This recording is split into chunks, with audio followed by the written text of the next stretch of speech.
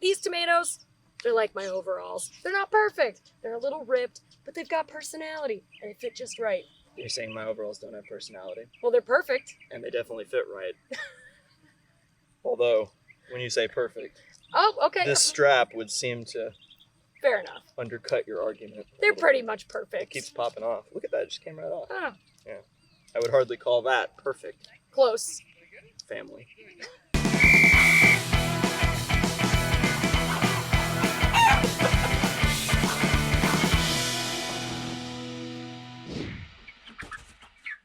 Hello everyone and welcome to the Johnny Appleseed Organic Village. I'm here once again with Shani McCabe from Baker Creek Heirloom Seeds for the third, but not final part in our series on growing tomatoes. And the topic of today's video is harvesting and cooking something with them. Or in this case, I think canning something with them, perhaps.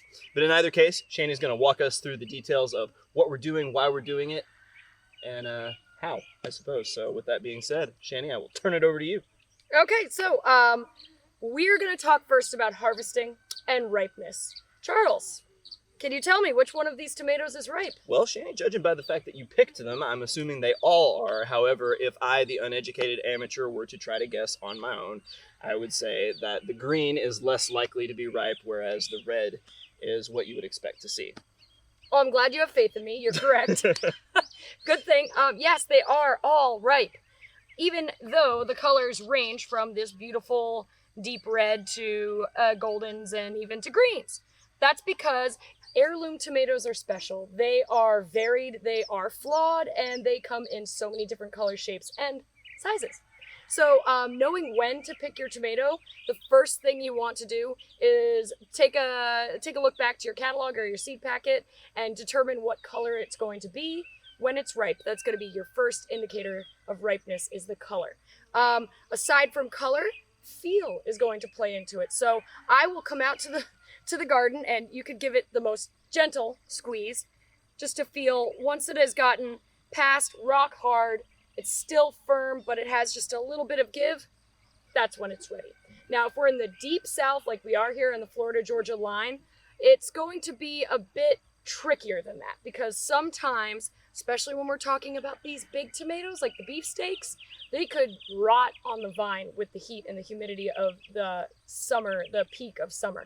So what you'd want to do is actually pick them just a bit early and let them ripen on your windowsill. They ripen beautifully on your windowsill. There's really, a vine ripened tomato is a thing of beauty, but if they ripen on your windowsill, they're still gonna be glorious. So we're gonna pick this tomato because she's just a few days away from ripe.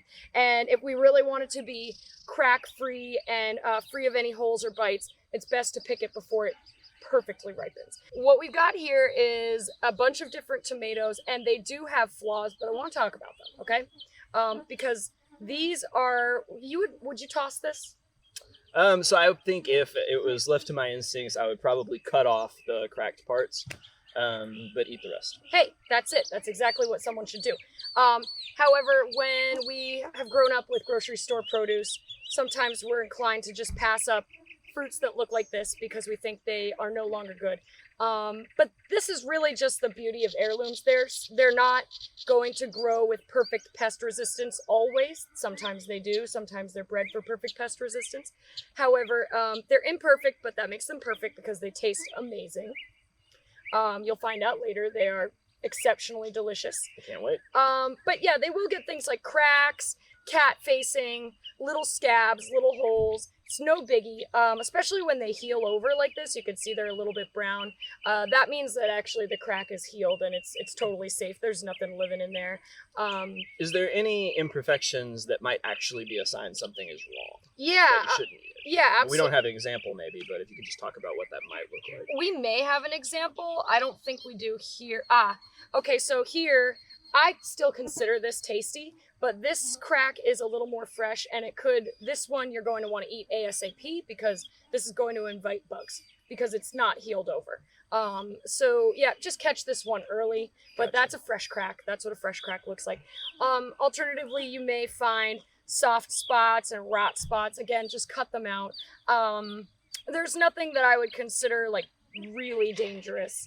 You'll find holes sometimes. There are insects that will burrow in, like worms. Just cut the worm out.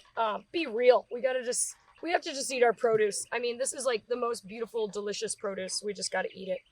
So this is a classic Bonnie's Best red ripe tomato. Good slicer, good snacker, also great in sauce.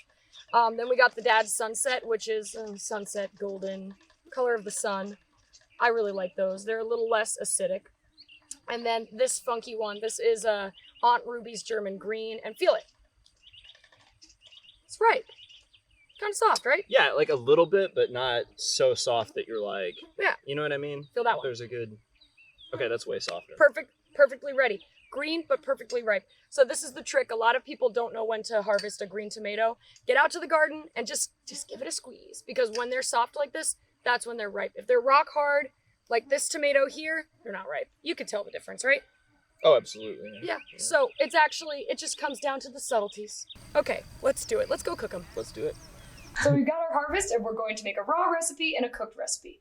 First, we're going to make a simple tomato basil salad. So we've got our gorgeous heirloom tomatoes here, and we're just going to slice them up and stack them.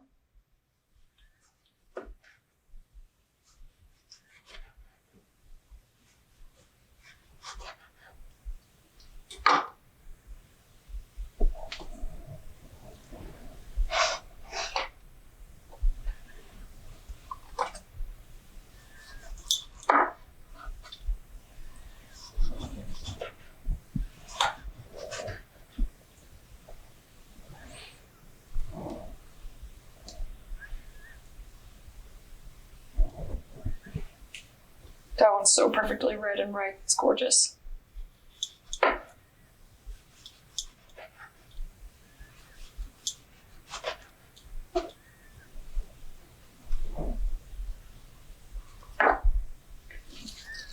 I love this lettuce leaf basil. It perfectly complements. The leaves are still tasty even when they're nice and big like this. And it smells fantastic. Yeah, it's got a great smell to it.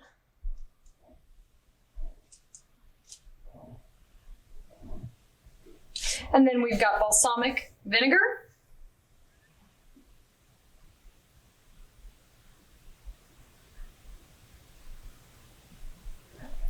And a drizzle of olive oil and salt and pepper. You can use about half of that. Simple as that. Quick and easy way to eat your heirloom tomatoes right out of the garden. Now we'll move on to a cooked recipe. We're going to make a little bit of marinara sauce using our tomatoes, some fresh basil from the urban garden, and a few cloves of garlic that we also grew. First thing we're going to do is set our Instant Pot to saute function. If for some reason you don't have an Instapot, is there another way that you can do this? Oh yeah, totally. I almost always use a tall saucepan if I don't have my Instapot available. So there it goes. It's on. Instapot's warming up. I'm putting just the garlic, the salt, and the pepper, and the olive oil in to start. Just going to keep it on the saute mode for a few minutes while it starts to get aromatic. You know that it's aromatic when it starts to really smell, and it'll be a bit translucent. It won't look so white. It'll look a little bit more clear. That's when we've really released the flavor of the garlic, and then we'll move on to the next step. Okay, so Charles, if you'll do the honors, please add the diced tomato. Woo! And add the basil. So basically, all we want to do is get that garlic nice and toasty. Then we add our tomatoes. P.S. I'm not giving you quantities because this is an eyeball recipe. So we take it from saute and we switch it to pressure cook. We're going to pressure cook this for 12 minutes, and it's going to turn on when it's warmed up enough. It's going to start counting down. And then we're going to release it. So we're going to be super careful when we're releasing the steam and when we're opening. But we have our beautiful heirloom tomato sauce. Now you can take a stick or immersion blender to this sauce, or you can enjoy it chunky. I actually like it a little bit chunky. You can put it in the blender. You can cook it down a little bit more to get any of that excess moisture out if you don't like a super liquidy sauce. All really up to your preference. This is just how I like my tomato sauce. If that looks a little too soupy for your liking, you can saute it a little bit longer and it will cook down and you will lose some of the moisture. So we set it to saute and we basically cooked off any of that excess moisture so that we have a thicker pasta sauce or marinara or gravy, whatever you like calling it. That's what we got. Nice, thick, and chunky. Again, you can use an immersion blender or a regular blender if you'd like to thin it out, or you can leave it nice and rustic and chunky. All right, thank you guys for joining us for this video on harvesting and then making something with your heirloom tomatoes in the summer. We hope you enjoyed this video and learned a lot. If you did, be sure and check out Johnny Appleseed Organic on YouTube, Instagram, and Facebook. Right, and check out Baker Creek Heirloom Seeds. We have Facebook, we have Instagram, we have Twitter, and our rareseeds.com is our website, and our YouTube channel is Rare Seeds. That's a lot of things. We'll catch you guys next time.